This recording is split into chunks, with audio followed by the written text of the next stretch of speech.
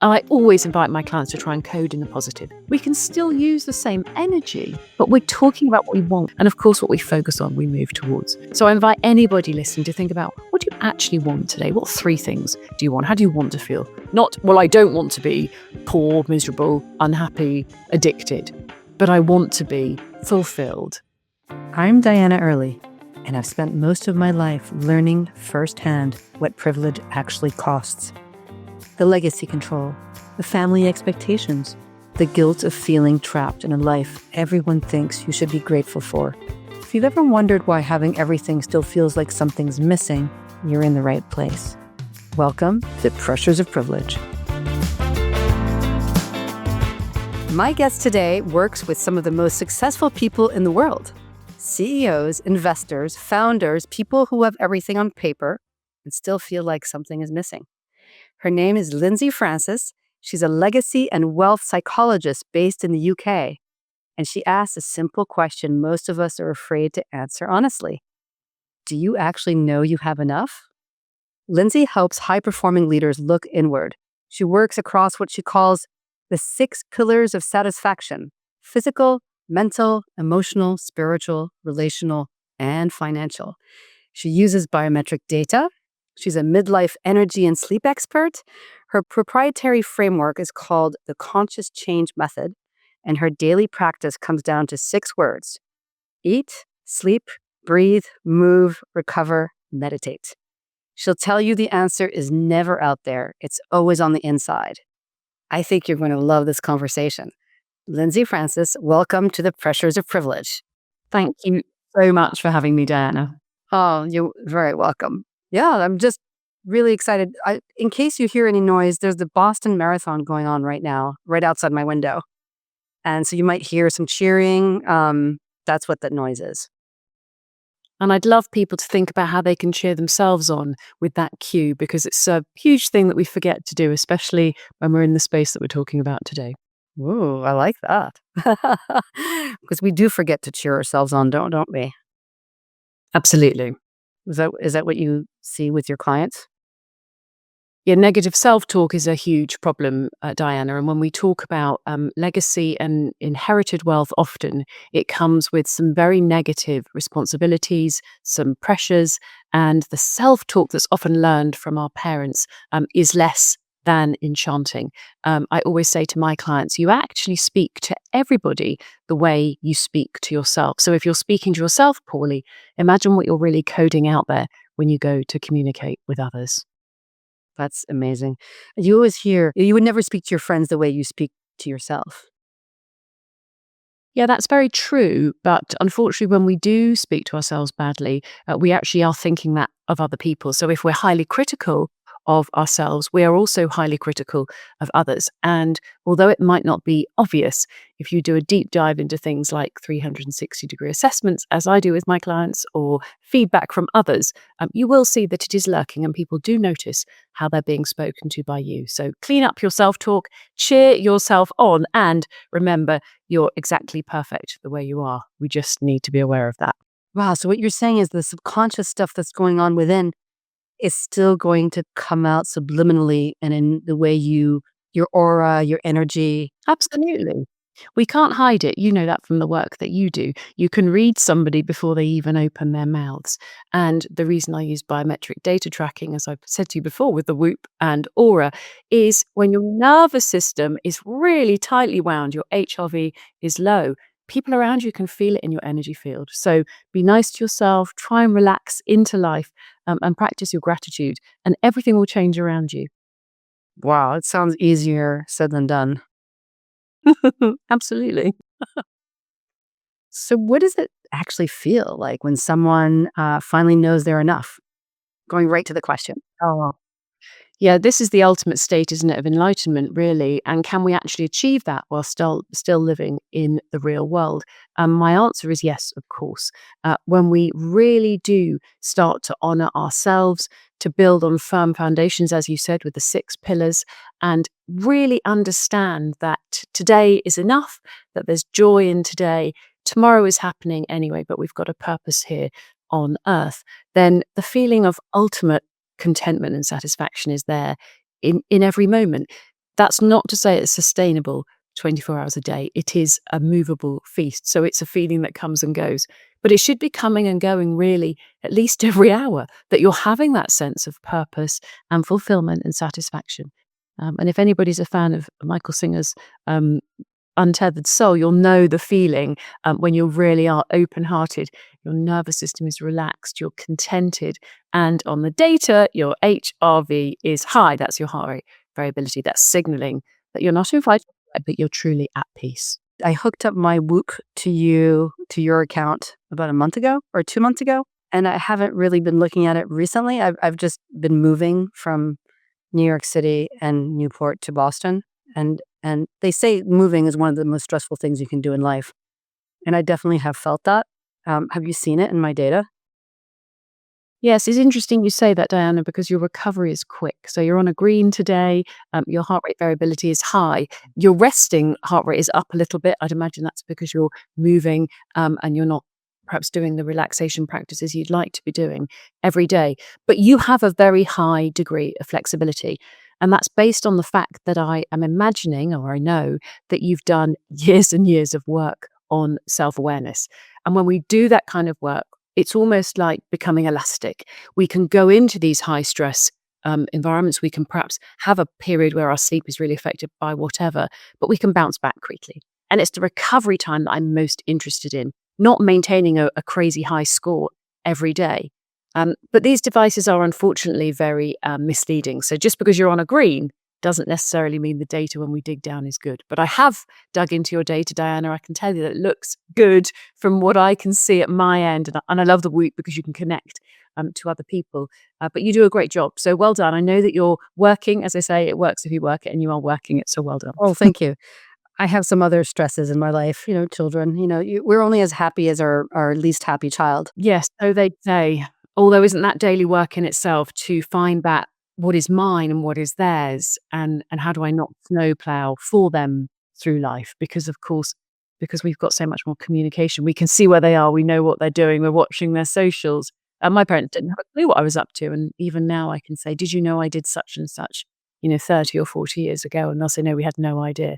And I think, well, isn't that just as well?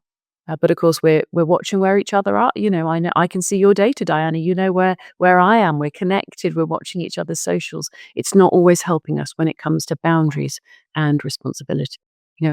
My daughter turned off her phone for an entire day and didn't tell me beforehand. Mm. And how did you feel about that? Oh, my mind went into catastrophic thinking. I saw her dead on the floor. My mind goes there. Yes, and of course, what's important to remember is that our minds can't stop thinking about something. It can only swap thinking about something. So I train my clients that when that does happen, and of course, we're prey animals. We do have a catastrophic thinking mechanism because that's what keeps us safe in the wild. Oh my goodness, something's happened. What do I actually want to think about? She's very happy. She's relaxed. She's gone somewhere nice. She's turned off her phone because she's busy doing something else. It's that swapping that's important. So what would you have liked to have thought she was doing, Diana, I wonder? Oh, working on her schoolwork. I mean, when she told me, "Oh, Mom, I turned off my phone for the whole day," I'm like, "Oh, wonderful. What a great thing to do. I wish I could do that." Of course, I am watching my entire family's Whoop scores. So when for example, my father, my father-in-law, my husband, my teens, etc., when I see a bad score, I'm ringing them, how are you? How's it going? What's happening? It's a level of paranoia that's totally unnecessary. And we need to really be conscious of how we respond to that kind of data because we really don't need it all the time. Oh, God, I'd probably be a basket case if I was tracking her Whoop. Well, she doesn't have a Whoop. Well, can you imagine? Would she actually keep it on is the question. What I do track, certainly with my own parents, is their level of activity. Have they been moving enough? Are they doing whatever? The biggest mystery to me was seeing sword fighting or fencing on my dad's Whoop strain score. I phoned him. I said, can I ask what you were doing today? Oh, yes, he said, I had a lovely day in the garden trimming the hedges. I did wonder what he was doing up a ladder at his age, but he certainly wasn't sword fighting or fencing with hedge trimming. So he had a great day. I was very pleased. That's very, very funny. Well, at one point, I did put my Whoop charger in my suitcase that ended up going into storage for 3 days, so I wasn't able to charge it. That's my excuse. If you saw no data for a few days. I think sometimes it's good to take it off. And speaking about my client work, of course, when people do decide that they're going to go out and party, sometimes they will take it off, and they'll also pretend it's broken or run out of batteries.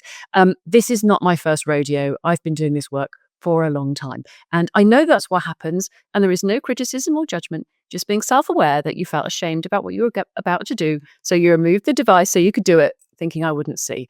But of course, we see the gaps and then we wonder, well, I wonder what happened on those few days that they disappeared. You could say I was pulling a geographical.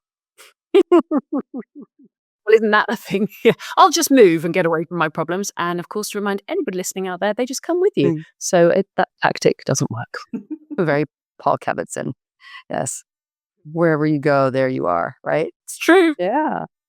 So you work with people in recovery from addictions. Yes, I do. It's been a really interesting journey, actually, Diana, because that's not quite where my work started. My background is in leadership consultancy, and I've spent a lot of time in organizational change and organizational development.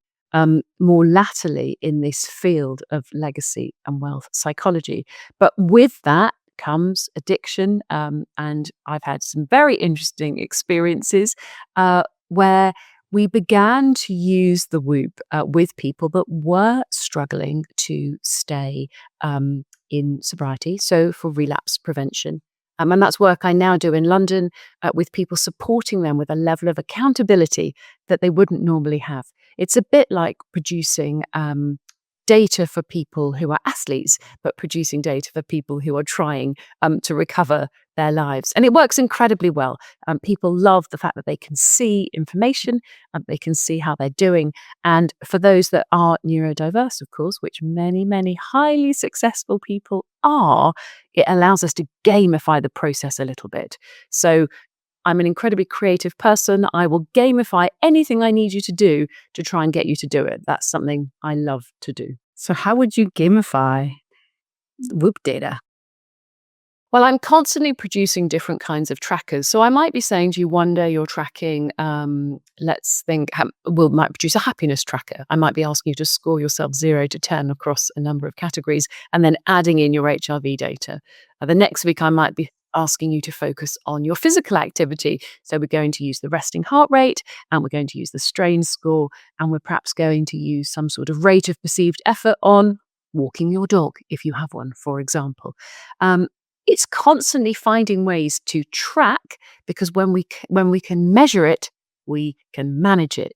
But of course, people want to use different methods. It's very rare that somebody will start a journal, which I do produce. There's one on Amazon if anybody wants to use that.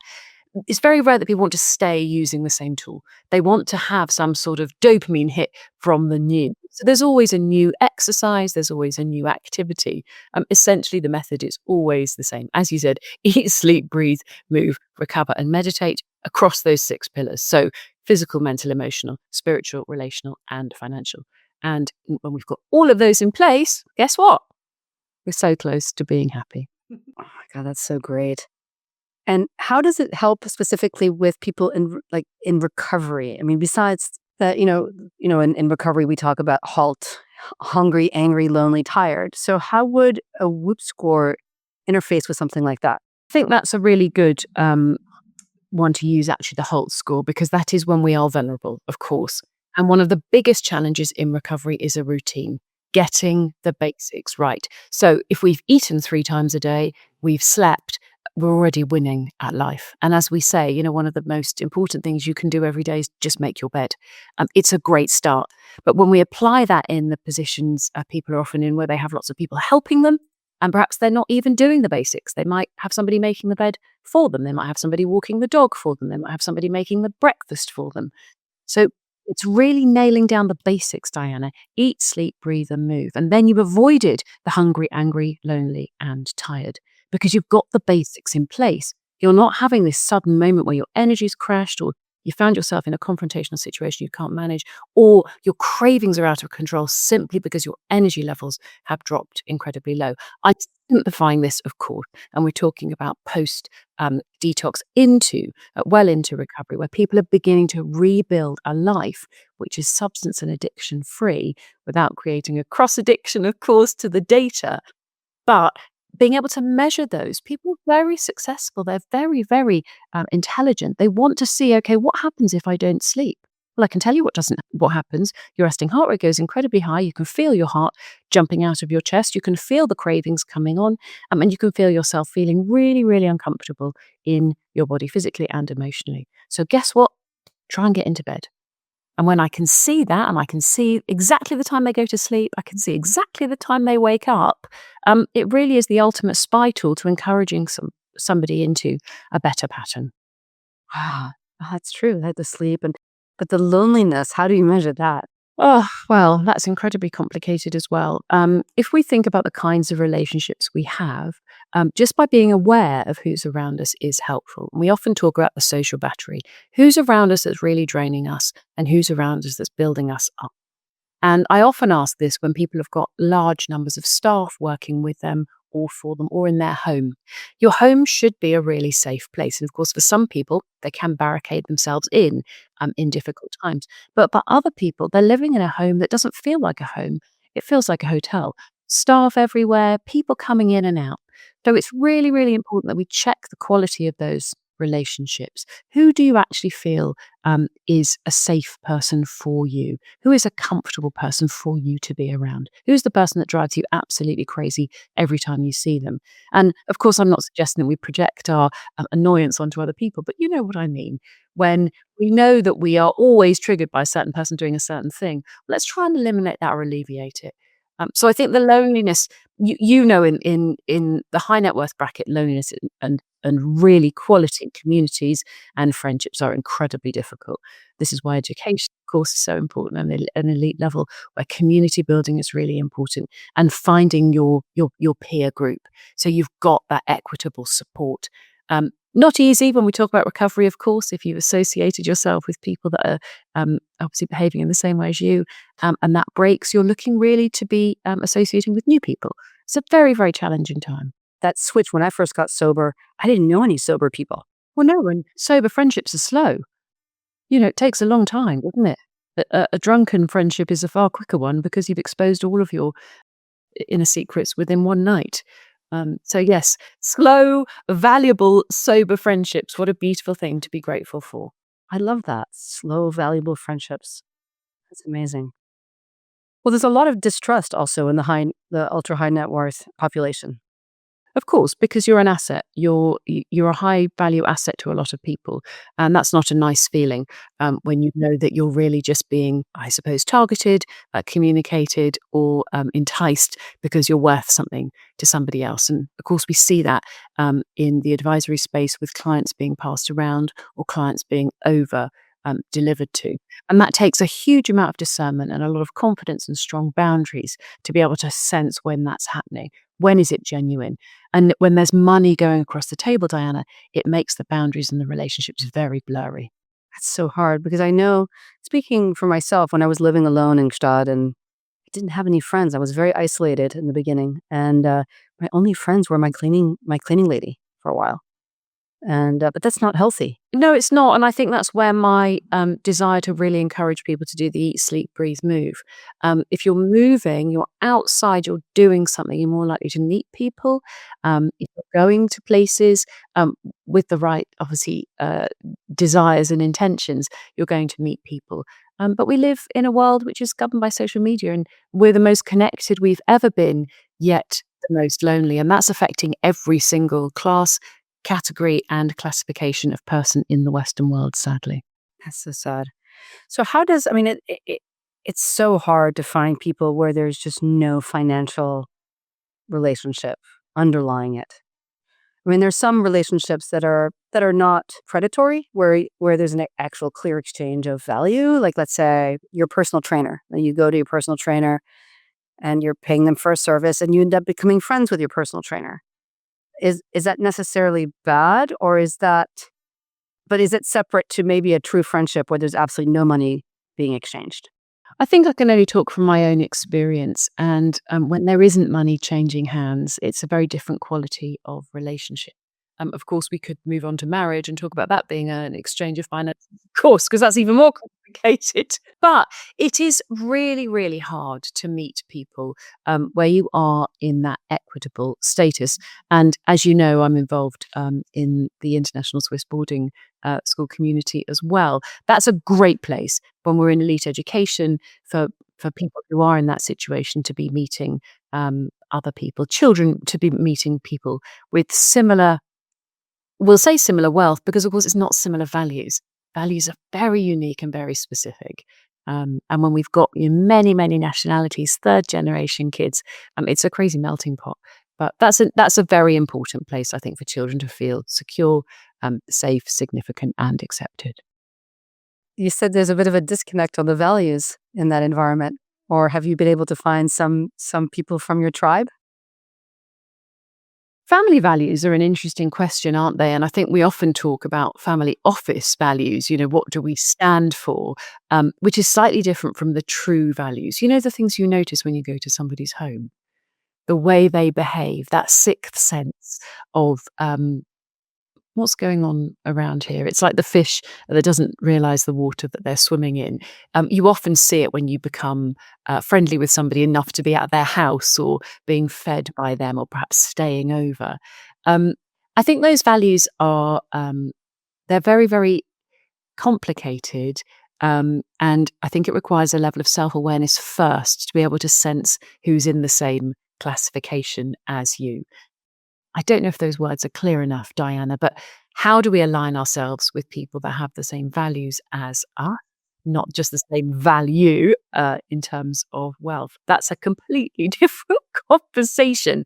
But we have to do it by feeling and also, I think, by interest. So when we're really passionate, perhaps, about certain things, those passions can lead us into relationships with people who have got similar values. And I always love to ask the service question when we're in these environments, whether it's young people, whether it's people in their 20s, 30s, 40s, or even post 50, what sort of service do you think you're doing in the world? And that leads us into the legacy question. And people always say, well, I don't know what my purpose is. And so, well, if we boil it down to my purpose is to discover my gifts and talents and give them away, what would you do?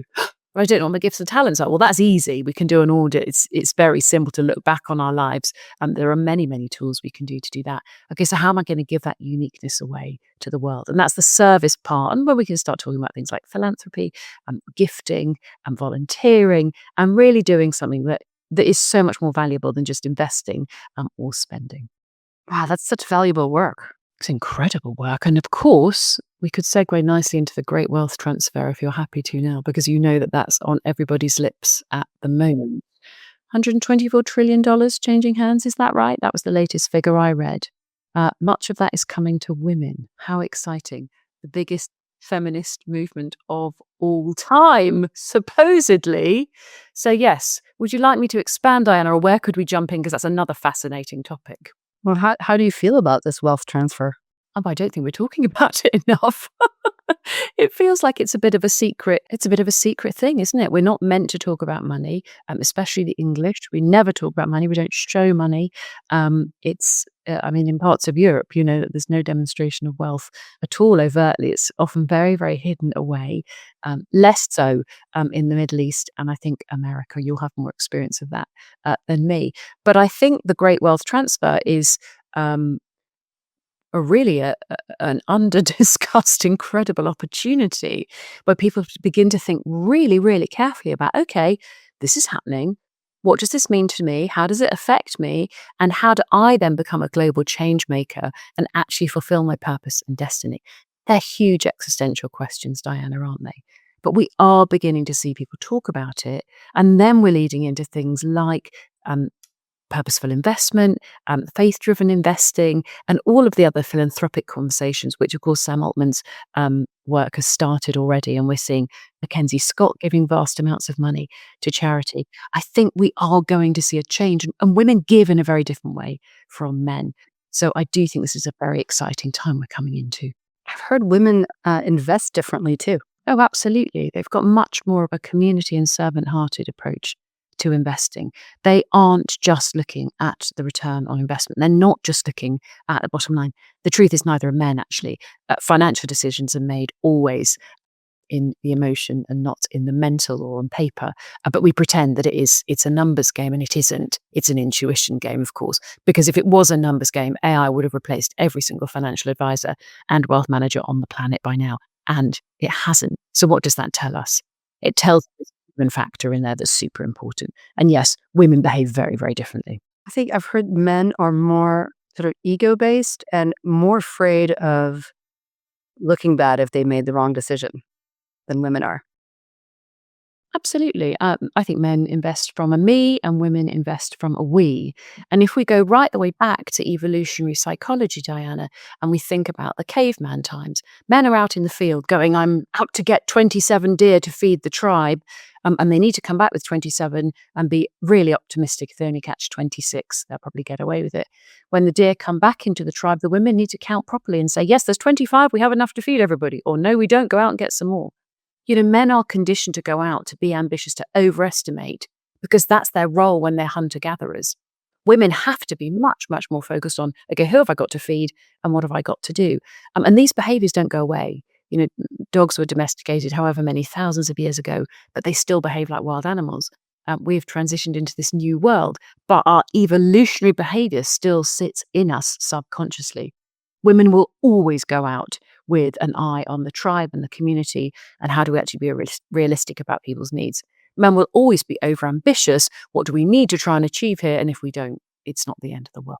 So I think they are much less risk averse from that perspective. Although the jury's out, I see some very interesting research in this area. In some cultures, they prepare the next generation in some very cruel ways to try to toughen them up. And I think as a mother, I have a very hard time with toughening up the next generation. I'm more of a let's give love and make the child feel that unconditional love, that they are loved no matter what they do. It's interesting you say that, Diana, because I had an interesting conversation the other day with some Gen Zers who were telling me that they think the parenting style is about to get a lot more assertive. They said we're done with this sort of nicely easy, child-led, baby-led rearing type approach, and we really want some boundaries now. So we're going to parent in a very different way. And I wonder if this is our generation, Diana, where we've just become child-led, if you like. Darling, what would you like? Darling, what do you need from me? Darling, what can I deliver? Well, of course, the reason that we're adults and they're children is because we know better. So our job should be to provide those boundaries and that structure with an element of choice. But I do think sometimes we've gone the other way and we're so desperate for them to feel secure because perhaps we didn't, that we are overcompensating. But I think Gen Z might have something to say about parenting styles. It'll be interesting to see what happens in the next 10 years. Yeah, that's really interesting. Also, what about that there are many more single mothers? I, as a single mother, had a very hard time being the father and the mother in the same body.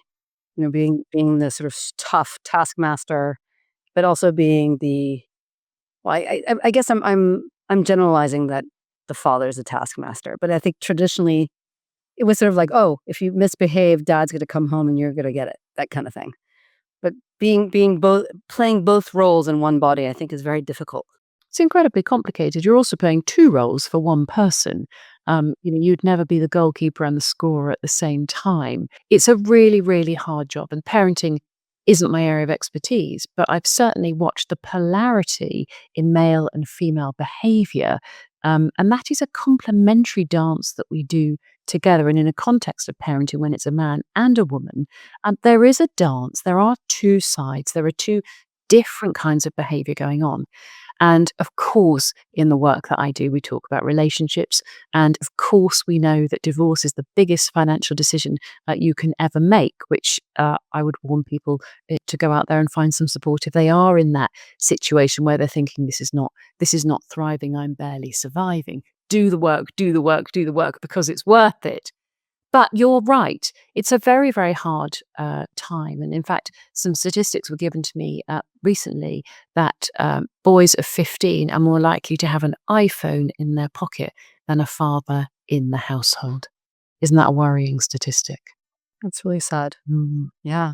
No, it's so you have a husband. I do. Still, I'm doing well. I've managed to hold on. Haven't let it escape yet. So what does it take to make that work while doing all this inner work that you find is so important? Well, many years ago, somebody said to me, Lindsay, you do realize that when most people go this deep into the work they're doing, their own relationships fall apart because they can see what can no longer be unseen. So, of course, I was slightly prepared for it. And you can lead a horse to water, but you can't make them drink. I'm lucky to be married to somebody who is successful and intelligent, and he's so bright that he actually plays me at my own game. When I trained in the method that I use now, the French method of sophrology, I actually asked my husband if he would be part of the training cohort. And he rolled his eyes and said, "Oh, I suppose if you need, a guinea pig client, I'll do it." And he pretended all the way along not to really be listening. But because he's also extremely competitive and he loves a wheat band, I've noticed that everything I taught him or showed him, he has deployed. So he's now the master of the 20-minute power nap because he knows it can get his HRV back up. He swaps to really trying to drink only at lunch times because it doesn't impact his data as badly if he drinks before 6 o'clock than after. So, in terms of how this works in my relationship, if you're married to somebody who has the potential to keep up with you, I think that's a very important first step. And then it's a bit like the dance. We were talking about the polarity and parenting. If you can find a rhythm in your relationship where you don't come into confrontation, but you come into a dance with good communication, things will always help. I'm not saying that every marriage is going to last. I'm not saying that every marriage should last. Of course, it's a very complicated situation, but I have some plastic people actually in my clinic. Which I use. And we do an observation, we do a lot of observation work in sophrology, where we have two people, and then we begin to imagine that we can observe ourselves, but we begin to imagine that we can observe the scenario. And when we take a mental step back and we observe what's going on in our relationship, we can play a much better hand. So when we put our husband and wife roles together and we step back, and of course, this happens in all sorts of family therapy as well, but we use consciousness to actually step back. We physically look at ourselves and then we look at the other person. Then we can choose our next move.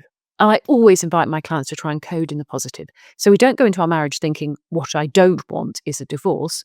We go into our marriage saying, what I do want is really strong, healthy communication. So when it's all going horribly wrong and we're shouting or something's going wrong, instead of saying, I hate you, you're an idiot, you're driving me crazy, we say, I just really want healthy and strong communication with you. We can still use the same energy, but we're talking about what we want. We're coding in the positive. And of course, what we focus on, we move towards. So I invite anybody listening to think about, what do you actually want today? What three things do you want? How do you want to feel? Not, well, I don't want to be poor, miserable, unhappy, addicted, but I want to be fulfilled. So whatever it is, Diana, but you get my point. That's my biggest piece of advice. If you can do the work, you can check your own mindset first, and this blaming. I've spent years blaming. It's a habit I had to unlearn, and I now look at myself, and I'm sure you know, with your own work, that we have to really work out what part did I play in this. Wow. It sounds wonderful. Can you explain what sophrology is for some of our American listeners and viewers? Of course, then there are some sophrologists in America, but this is a method that was designed by a Spanish neuropsychiatrist in the 1950s. He was busy in a hospital in Madrid giving people electric shock therapy for mental illness, and unfortunately, electric shock therapy is still used. It's successful in treating mental illness, but it also creates brain damage. So it's not a particularly robust move, but it does work for psychosis in some places. So Dr. Caicedo designed a new method. He said, this is barbaric. We can't be doing this to people. I'm going to find another way. And at the same time, Joseph Pilates was also thinking about, okay, how do we rehabilitate patients in their hospital beds? Caicedo was thinking, how do we really create a strong mind-body connection to live a purposeful, conscious life? And sophrology actually means the study of consciousness in harmony. So Caicedo came up with an incredible framework. There are 12 levels.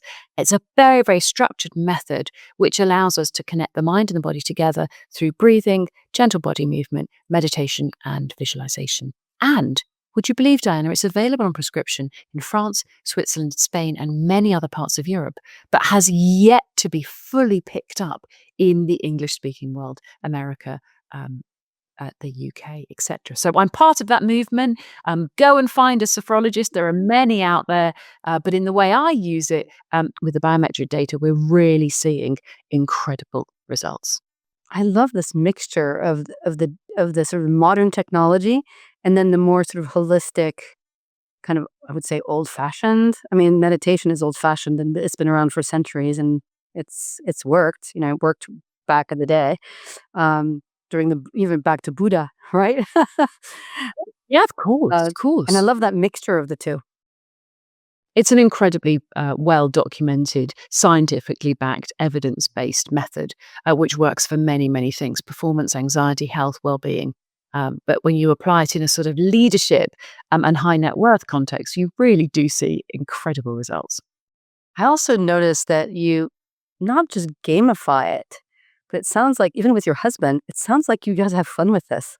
Well, we do now. I mean, we've had to fight our way through it, but I think we have to maintain a sense of humor, don't we? And we do have to not take ourselves too seriously. Of course, I'm the joker of the family, so I have got the role to play there, the jester in the court. But we can play with anything if we don't take ourselves too seriously. And of course, there is a time to be serious. But let's imagine you and I have a confrontation about something. If we can actually depersonalize it, hey Diana, can you see how much confrontation we're having about this issue? Hey, this is so interesting that you don't agree with it and neither do I. How shall we move that forwards?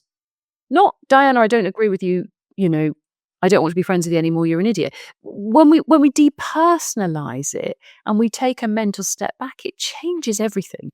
And that's the power of consciousness. We can be, your brain can be in the present moment. You can be thinking about your feet on the floor, the backs of your legs on that chair right now, or you can be thinking about what you're having for lunch, so you're in the future, or you can think about what you said to the podcast guest last time and you're in the past. When we can watch where our mind goes, we can play with perspective. And when our perspective changes, everything changes, of course. So if people could become more conscious, we might have less war. We might have less societal strife. Well, let's not talk about the political situation going on today, but some words that come out of people's mouths, if they actually thought consciously about what they were saying, our words have real power. Do we really mean what we say? And, I use a lot of words and I've got friends that use a lot less. We do need to be really careful about what we do, what we say, how we look. And of course, it's the Freud's iceberg. What's underneath the surface, thoughts, feelings, and emotions become words, actions, and behavior. And if those thoughts, feelings, and emotions aren't aligned, they're not clean, they're not tidy, they're not well supported, well evidenced, and well developed, and we're not aware of them, what's going to pop out to the top above the water? Nasty words, nasty actions, and nasty behaviors. So what's really going on underneath? And of course, we're seeing some of that on the political stage at the moment. So maybe people, instead of expressing their sadness and disappointment about things, they're maybe just expressing anger. I think anger is the first emotion that comes out because it's got the most energy. And of course, if we think about emotions as energy in motion, there's always something beneath the anger. Why are we angry? Well, actually, it's because I'm afraid often. Well, what am I afraid of? Is that really realistic? Or again, is this me as a prey animal just thinking I might get taken out on the open plains by a wolf? And we can come back and we understand our human behavior. We can really begin to understand, well, what are we doing right here, right now? And of course, that helps alleviate some of our mental angst and also helps us understand some of the mental illness as well a little bit better.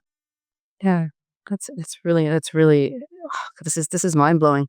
You have a line: "What you're not changing, you're choosing." Where did that come from? I think I might have heard that from one of my teenagers. If you're not changing it, you're choosing it. And of course, they're right. We live with this TikTok generation, and not only do my children, not only does my husband repeat back everything I say to me and use it against me, but so do my kids. So I never know who said it or where it came from. But we're living in a generation with more access to any information than we've ever seen before. And it's very, very interesting also what's happening in terms of spiritual seeking, because what we're not seeing, obviously, on the streets is what's happening on the internet. We're seeing people suddenly falling into echo chambers where they're totally immersed in a spiritual experience, or they've suddenly started following somebody, and let's hope it's positive, but they're suddenly totally absorbed in that kind of a community. So we're really, really seeing these choices become very polarized, and we're seeing a large range. So what is it you're choosing? I do a lot of auditing of people's days. What did you do today? Because where you spent your time is where you spent your energy, and where you spent your energy is really driving towards what matters to you. And if they said, well, I just spent today spending money, is that what matters to you? Well, no. Okay, so why don't you spend your time differently? Because, of course, we're not talking about people who don't have enough money. What happens is they simply say they don't have enough time, and that's another conversation altogether. I love the concept of what you're not changing, you're choosing. It reminds I don't know if I've said this before in the podcast, but I was a student pilot when I was 25 years old, and we were coming into land, and when you're coming into land, you need to be lined up for the on the runway. You gotta be properly lined up, and, before you line up for final, you need to be perpendicular so that, there's always you're always turning at 90-degree angles. And at one point, I knew I was off, and my instructor said, "Diana, are you lined up?" And I was like, "No." Like, I'm a little off. He's like, "Well, do something about it." He yelled at me, and I was like he was right. I was sort of like in this kind of like lackadaisical, "I'll fix it at the last minute." It's only 10, 20 degrees. But, if something goes wrong and you're 10 to 20 degrees off and you're trying to fix a malfunction in the plane or some other thing you might have overlooked and you're already off, it's just gonna add to the errors that could be happening, and it could be life threatening. And I just love that image. And then do something about it. Of course, people then say, "Well, I don't know what to do." Well, at least you've started the conversation, and that's where you need to reach out to somebody who can support you with a method of your choice. But I think that's a lovely point you've just made, Diana. You're coming into land and you're slightly off. "Oh, I'll just try and fix it." It's too late. And when we don't calibrate our compass properly in terms of a direction of travel in life, of course, the longer we go along that 1 degree off of our purpose, the further away we are from really achieving what we want to achieve. So this daily recalibration, waking up in the morning, how do I want to feel today? What am I grateful for? What am I going out to look for today in my emotions? Not I'm going out to look for more money and being thinner or whatever it is, but actually I want to go out and look for joy, or I want to look for awe, or I want to look for wonder, or I want to go and have a curious day. What kind of a day do you want to have? Okay, and then we'll make choices that meet that target. But it's a bit like getting in your car and not knowing where you're going, Diana. You'll get to the first roundabout and just drive round and round and round and round because you don't know where you're going. You don't know what signpost to follow. So you work mostly with men. And as a woman, what do you see in them that they can't see in themselves? Yeah, that's such an interesting point that you raise. I do work mostly with men because men really like data. So my work wasn't intentionally designed for men, but because I like to track the data and I like to look at the metrics, it really does appeal to men. It also means they don't need to talk about their feelings so much because I can say to them, "It's interesting you didn't go to bed until 3 o'clock this morning. What happened?" "Well, I had a massive row with my wife." Or, "Your HRV is very, very low and you told me you weren't drinking this week. What's happened?" So we can get straight to the root cause. We don't have to faff around in the chit chat, which appeals to men. So what do I notice about men? Well, I think men are quite direct and they often tell the truth. Um, when it's a woman talking to a man, a female coaching a male, I think you can be a little bit more gentle and a bit more encouraging. There's no need for me to be harsh with my clients. They're harsh enough on themselves, actually. And often they've been parented in quite a harsh way, or perhaps not parented at all, so there's no boundaries there. So there's that reparenting work going on at the same time. But I think that feminine perspective, that positive, loving, open, community minded service approach is what's important in purpose and legacy work. What is the legacy you want to leave behind? What mark do you want to leave on the earth? What is it you want to do that makes the world a different place than when you came into it? And when we start asking those questions, we're not talking about key performance indicators, return on investment, or net wealth. We're talking about something far softer. So I suppose that's where it helps that it is sometimes a male and female dynamic in that relationship. Yeah, because what does a client mean when they say they want to leave a legacy? Well, everybody spends all their time thinking about tax. I think this is the biggest conversation I have, especially being based between the UK and Switzerland. I spend a lot of time talking to people about their tax when they don't actually need the money. So it's a mystery, isn't it? When you actually ask the question politely, what is it you're trying to achieve here? Well, I'm leaving a legacy behind. Right. So you're amassing wealth because you want to leave it to who for what? Future generations. Great. To do what? And that's, of course, where the work starts. Because we don't want to lose our money. We want to keep it. We've got a hunter-gatherer mentality, haven't we? We are essentially squirrels storing up money for a rainy day. But the reality here is you've got enough for a million rainy days. And I was talking recently about your financial finish line. Have you met it? Okay, if you have, you've got enough money now. Will your money last as long as you will? Yes. So then what are you doing with the surplus? Oh. And then when we code that in from a mentality of abundance and overflow, we begin to see the difference that we can make. But there's an unpicking of a conversation there because there's a subconscious default just to more, store, protect. That's human behavior. For what? You'll be dead. Oh, it's for my children. They'll be 70. They don't care. It's for my grandchildren. Really? Is that really what we're trying to do here? Or is this about a bigger purpose? And this is where the great wealth transfer will become very interesting with women at the helm of more dollars and pounds. We're going to see changes in conversation. We're going to see big changes in what people actually want to do with their cash because you will be dead. It is inevitable. Everybody listening to this podcast will die. So when we work back from that, what is it we're trying to achieve? Well, there's some people there's a book called Die with Zero. Oh, yes, that's another conversation altogether, isn't it? And that's when we talk about, I don't want my children to be privileged or entitled. Well, guess what? They already are. So what are you going to do? Just be mean to them? That's a very strange mentality sometimes, Diana, and I'm sure you've seen that played out badly. Or there's the sort of the Warren Buffett, I'm just giving them 10 million, or I forget what he gave his children, the rest goes to charity. Not knowing that inflation might actually not be the 10 million that it was 20 years ago. No, or the tax regime in whichever place you hold citizenship suddenly changes.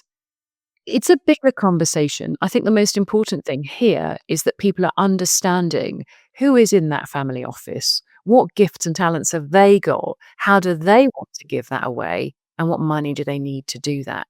And I think that's where the legacy piece comes. If you're being handed a business, which is actually a millstone around your neck, you're being told to steward wealth, and you're a creative, you're a neurodiverse, that's very, very complicated. Stewardship is a very contracting kind of restrictive behavior. Steward.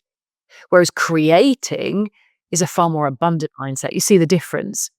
I think if we have those communication in family office early on, we have some really wild conversations about, okay, what does that look like? Who's here? What gifts and talents have they got? What was the original purpose? Where did it come from? Do we understand the lineage? Do we understand the ancestral lines? Do we understand what was the original motivation for this wealth creation? And what do we want to do with it? And how do we become global game changers, generation 1, 2, 3, 4, 5, and down the line? They're exciting conversations. But of course, your wealth advisor doesn't want to talk to you about that. They want to talk to you about your wealth planning and where you're investing, which I find terribly boring. Wow. Thank you so much, Lindsey. This is wonderful. Is there anything else? You have a wonderful podcast called... I do. Yes, the Rich Simple Human. Absolutely. You can find me anywhere, Rich Simple Human, Lindsey Frances. I love a podcast. I'm delighted to be on yours, Diana. It's so much more relaxing than being in the driving seat like you are. So yes, I do host my own podcast. I'm always open to guest pitches. I love talking about all things legacy and wealth creation. I work one-to-one and in groups with individuals and family office. And of course, in that slightly spicier space of recovery and addiction. So if anyone wants to talk about that in private, I'd love to have those conversations too, because your purpose is, of course, finding your gifts and talents and giving them away. Sounds so simple. Wow. You're fantastic. I am so excited. I want to do this again. I want to keep talking about all these topics that we sort of touched on very lightly. Absolutely. I'd love to, Diana. It's been great to see you today. Yeah, you too. And hopefully I'll see you in Switzerland maybe. That'll be fun. That would be wonderful. Take care. All right, take care.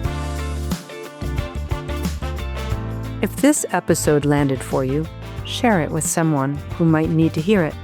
And if you haven't already, subscribe so you don't miss what's coming. But here's the real thing I want you to know. If you're carrying something you can't talk about, if you have every resource except someone who actually understands what wealth costs, I work one-on-one with people like you navigating exactly that. You can reach me at dianaoehrli.com.